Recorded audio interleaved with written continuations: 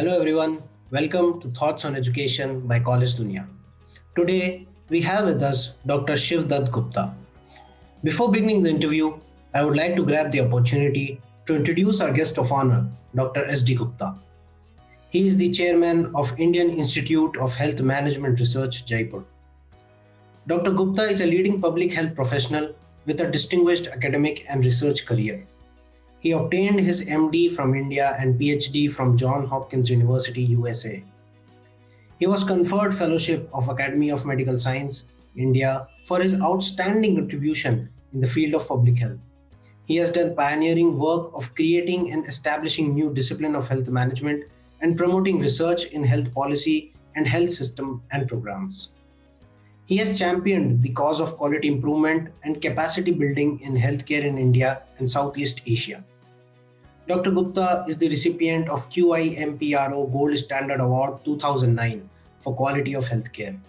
Over the past 3.5 decades of his distinguished career, he has completed more than 100 research studies and projects supported by various organizations and agencies and have more than 100 research publications to his credit. So let's begin with the interview. My first question to you, sir, is that being the chairperson of IIHMR, what is your philosophy of leadership? How would you describe your leadership style? Thank you, Joseph, for inviting me to talk to young people in this country. Being a chairman of IIHMR, what is the philosophy of my leader? I never thought that I am a chairperson of a university, an institution. For me, again, it's a workplace, which I love so much, and I'm a friend of my faculty and staff. And I always believed in giving things to our students and give them opportunity to learn. The whole idea was to create an environment, enabling environment for students to learn, and with openness. It was so necessary. So finally, if you ask me what was my leadership style, well, I must say that there is no one leadership style. The leadership style I have is very much situational. Definitely, I have a vision for the future, I have strategies and how to go about it. But you have to adopt a style according to the situation, which we call as situational leadership. So at points, I'm a consultative person. At points, I'm a supportive person. At points, I delegate authority. And at points, I become directive. I give direction. But importantly, people should see you, that you are a competent, knowledgeable person, and people have something to gain from. That relationship has to exist, that you are going to help them, nurture them, and they should feel that by associating with you, they are going to get.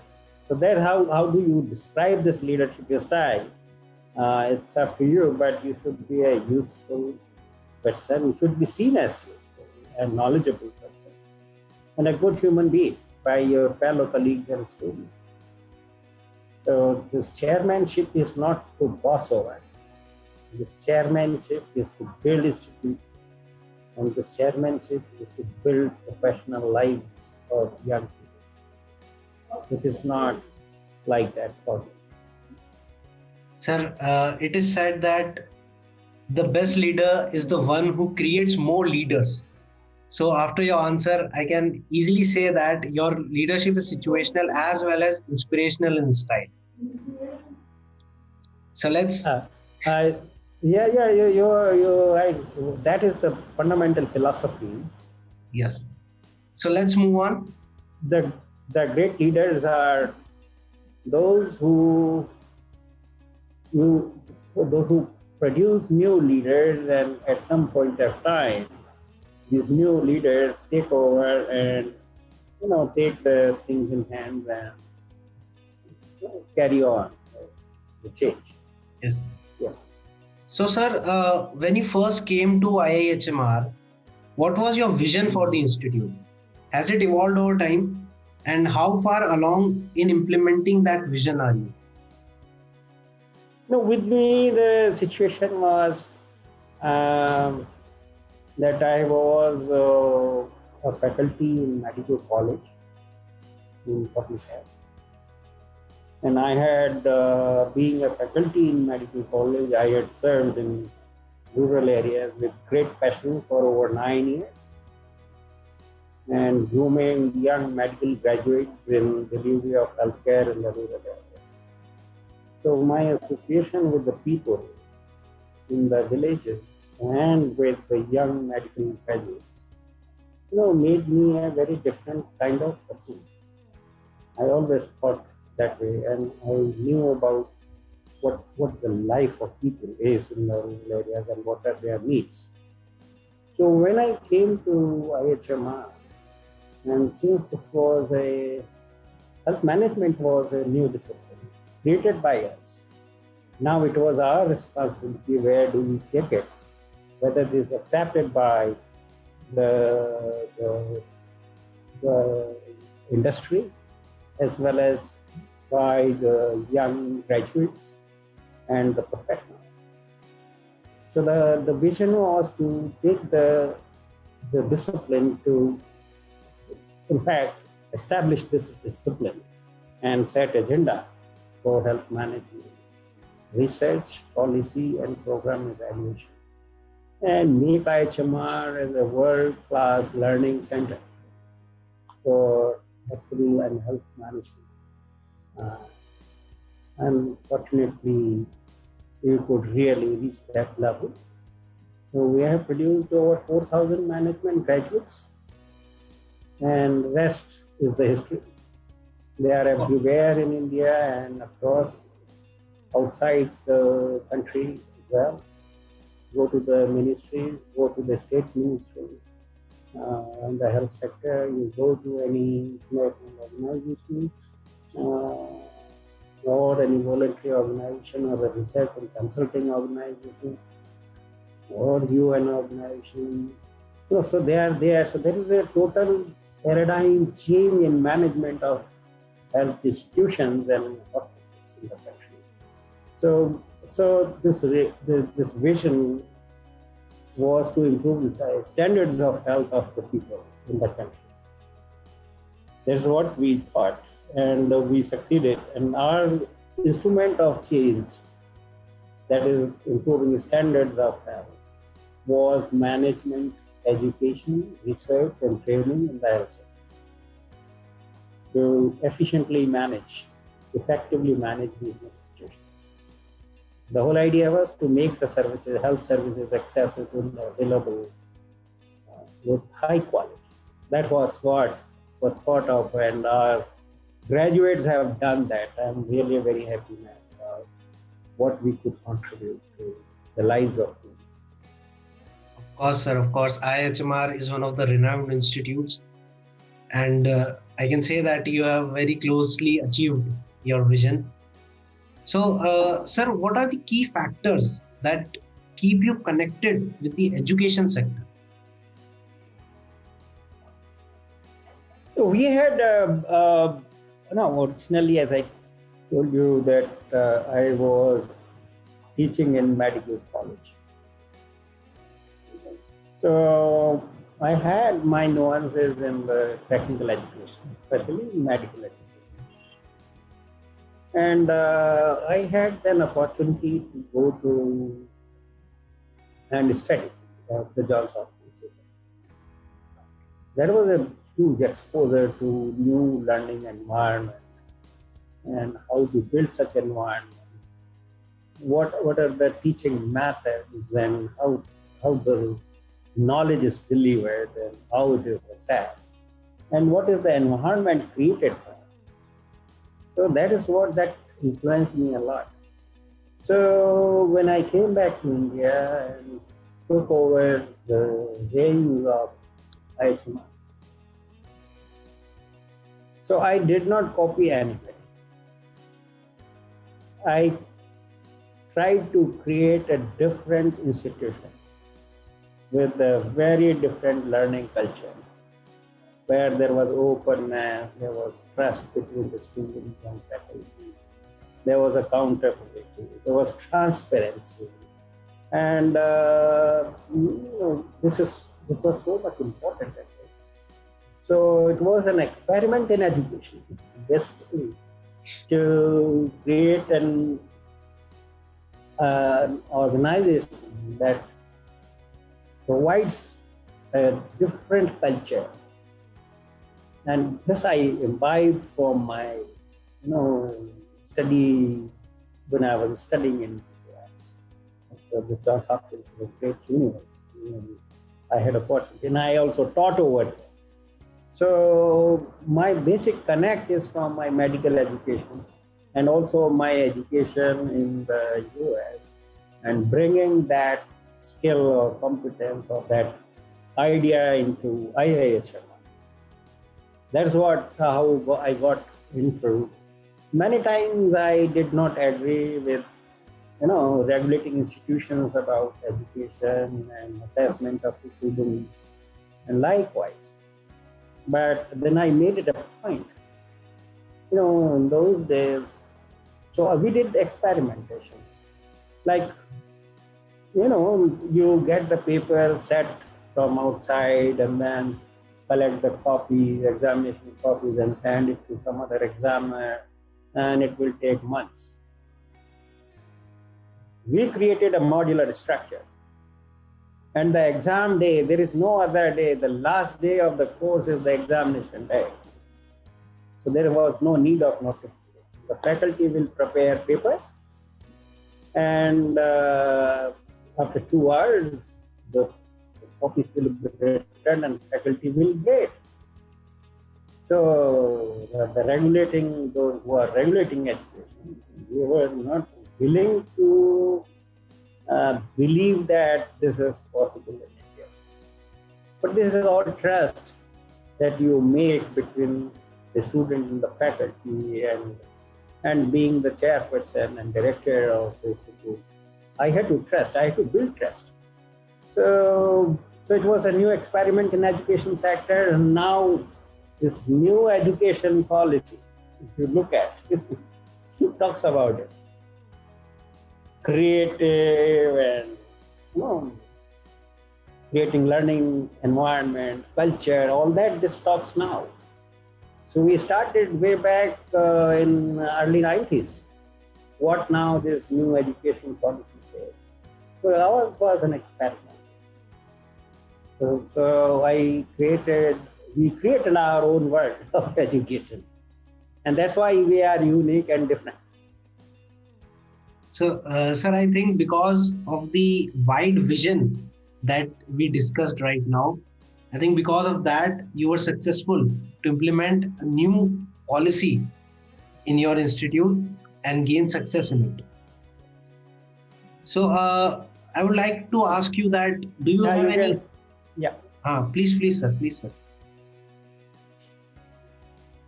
No, please go ahead. Okay. So, I would like to ask you that... Yes, please go ahead.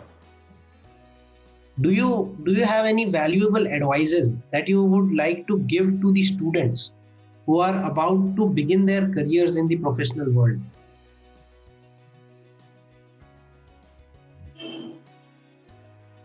Well, I think in the modern era,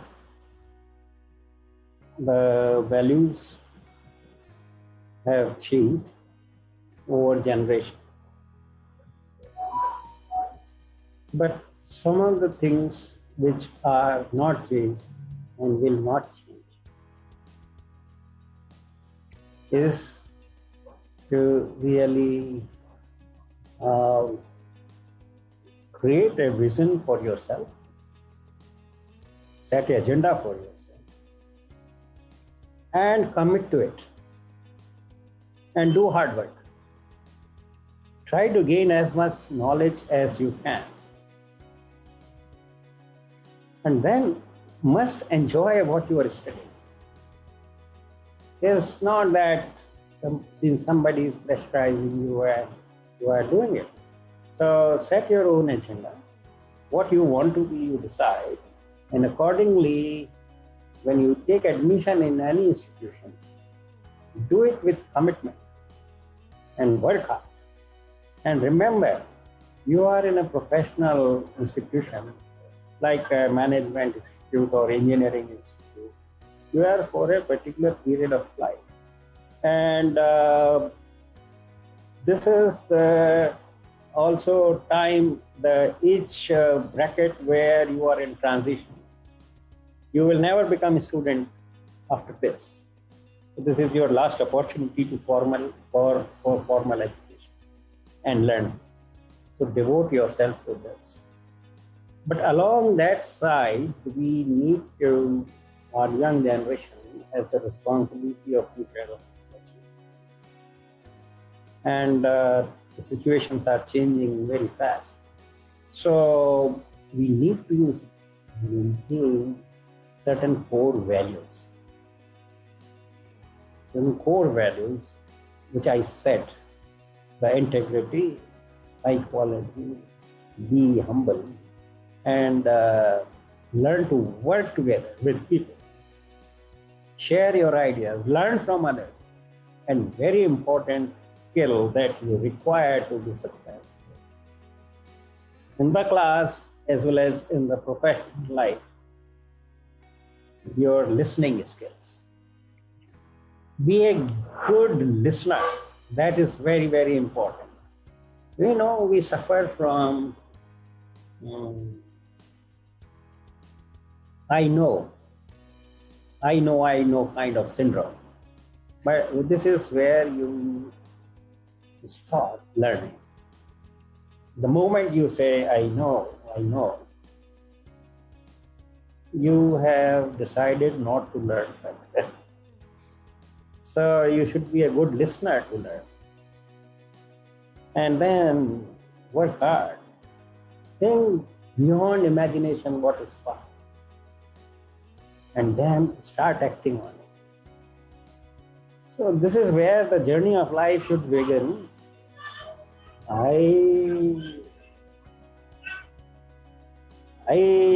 As a young man, and I'm 70, as a young man, I never thought of anything except for my work. I enjoyed working with people in the villages. I was available 24 hours to deliver services to them. They could come to me anytime, 24 hours, and it was a village setting. But that gave me such a knowledge and experience for my life. Wherever I am, I'm because of those 8 years in the villages I spent 24/7. And that is reflected in my whole behavior and action. So what I'm trying to emphasize is to know people, learn from them, with them, set some values for you, and also set your agenda or vision and commit to it. That's what I like to say for future. You can go into any discipline. You can choose any professional course, but these are some basic things which are necessary for your personal growth as well as professional growth. Thank you for your advices, sir. To all the people who are viewing this video, I would also like to inform you that IIHMR University has recently launched SD Gupta School of Public Health, coinciding with its 36th foundation day. So let's hear more about SD Gupta School of Public Health from Dr. SD Gupta himself. Sir, would you like to tell us more about the school and its objective? But this school was set up or announced on October 5, 2020. And it was a big surprise to me that it is named after me. It was really, um, I could really not, I was not prepared, honestly, for this kind of recognition and honor. But I'm very thankful to the management and my friends who thought to name it like that. Why we did it? We set up a school of this Indian Institute of Health Management Research, which focuses on health management and hospital management. Then we set up School of Pharmaceutical Management, and then a School of Development Management. But this COVID story, the pandemic, Corona pandemic, and this thoroughly exposed all we public health professionals and the health professionals community that we could do little for preventing the spread of coronavirus. As you all know now, we are how many? About 80 lakhs or 90 lakhs, and soon we will be reaching 1 crore cases in India, and about 125,000 people have died. And we had no treatment, no vaccine. Only thing was prevent the spread of this disease. Unfortunately, my friends in public health and health professionals had little knowledge of doing so for an unknowing disease. This disease was not known earlier. It was a new virus. So it was a big challenge. So in India, there are at least 60 institutions that offer training and education in public. What was the need of setting up another school while there are so many? The whole idea was to prepare our public health professionals and also young professionals to opt to come into the health sector, irrespective of their background, medical or non-medical or dental or economics or finance or biomedical, biotechnology, any of them. Decide to come into managing health sector or in public health. The whole idea is to build capacity in practice of public health.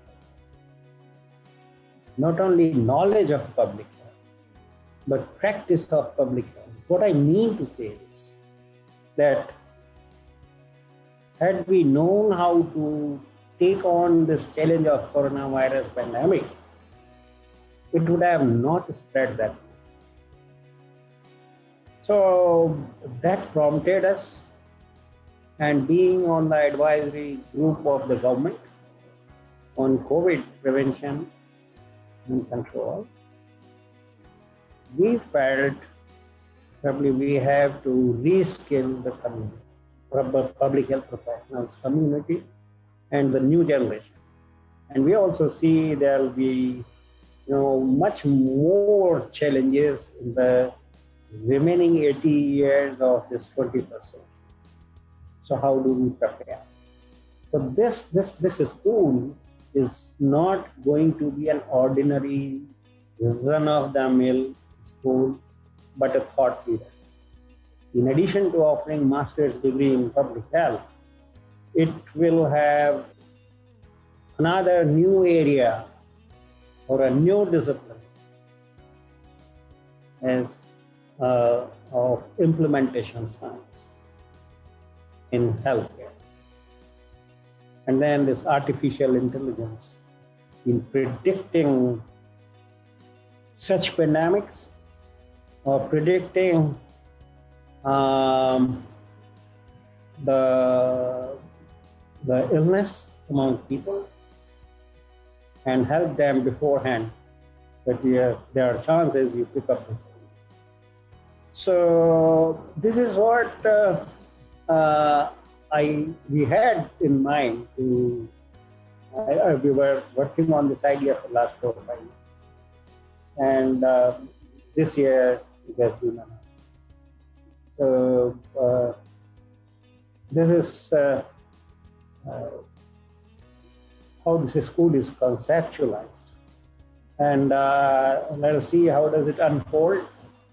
And we are going to do international and national networking and build partnerships and give exposure to the students and professionals who come to the school to develop mastery in implementation science and practice of public health.